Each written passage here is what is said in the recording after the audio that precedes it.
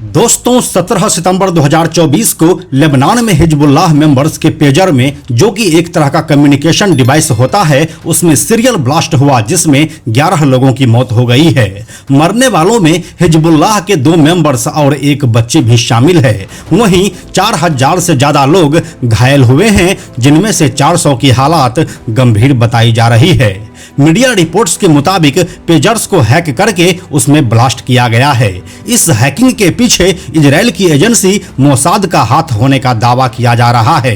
Hezbollah ने कहा कि वह इस हमले के लिए दुश्मन इजराइल को जिम्मेदार मानता है। हालांकि इजराइल ने इस पर अभी तक कोई प्रतिक्रिया नहीं दिया है। अब ये पेजर क्या होता है और यह किस तरह से काम करता है, साथ ही क्या इसे हैक कर पाना संभव भी है या नहीं, और अगर है भी तो इसे किस तरह से अंजाम दिया गया है, कैसे हुई थी पेजर ब्लास्ट की प्लानिंग और अभी तक क्या कुछ सामने आया है, आइए आपको बताते हैं सब कुछ आज के इस वीडियो में। हेलो एंड नमस्कार, मेरा नाम है प्रशांत और आप देख रहे हैं बेजोड़जोड़ा.com का यूट्यूब चैनल।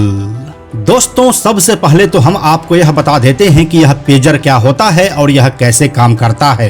तो हम आपको यह बताते चलें कि पेजर एक वायरलेस डिवाइस होता है जिसका इस्तेमाल मैसेज भेजने और रिसीव करने के लिए किया जाता है। यह आमतौर पर छोटे स्क्रीन और लिमिटेड कीपैड के साथ आता है। इसकी मदद से मैसेज या अलर्ट्स को जल्दी प्राप्त किया जा सकता है।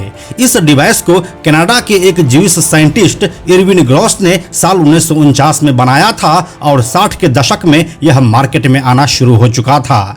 इसके बाद 80, 90 और 2000 के दशक में पेजर मैसेज भेजने और रिसीव करने के लिए सबसे इंपॉर्टेंट डिवाइस बन गया था। लेकिन फिर 21वीं सदी के शुरू होते ही मोबाइल क्रांति आ गई, जिसके बाद इसका उपयोग कम होने लगा। हालांकि अभी भी सुदूर क्षेत्रों में आसानी से ट्रैक होने से बचने के लिए कई संगठन इसका इस्तेमाल करते हैं और हिजबुल्लाह इसी का एक उदाहरण है।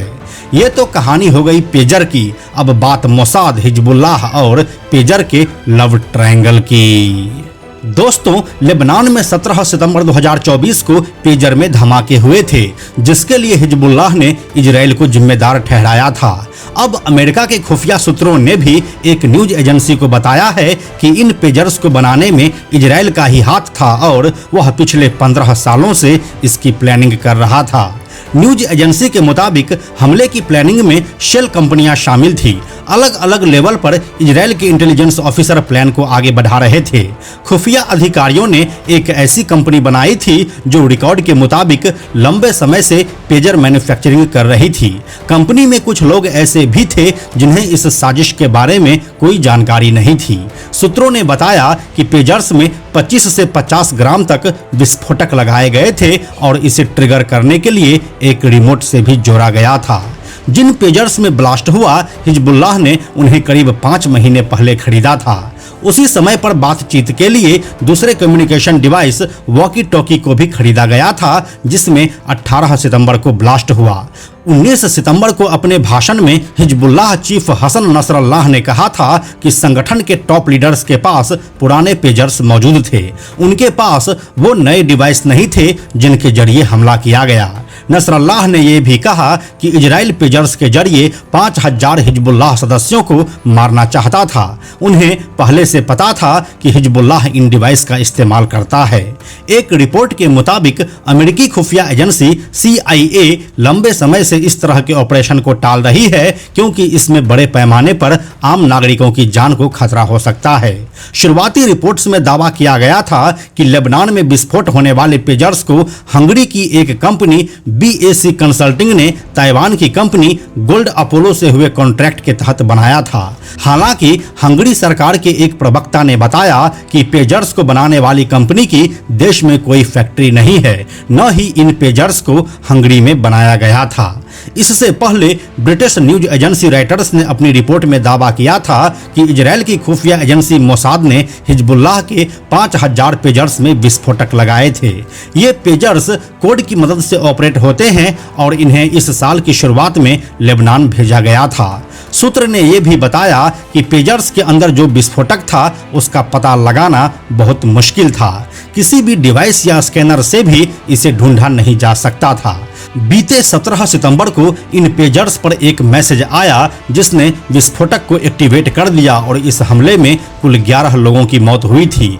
इस हमले में कई लोग घायल भी हुए थे, जिसमें लेबनान में मौजूद ईरान के राजदूत भी शामिल थे।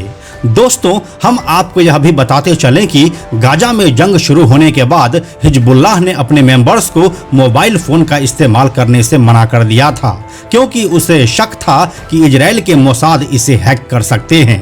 जिसके बाद जुलाई में हिजबुल्लाह नेता हसन नसरल्लाह ने लोगों से मोबाइल डिवाइस और सीसीटीवी का इस्तेमाल बंद करने को कहा था, क्योंकि उन्हें डर था कि इजरायली एजेंसी इन्हें भी हैक कर सकती है।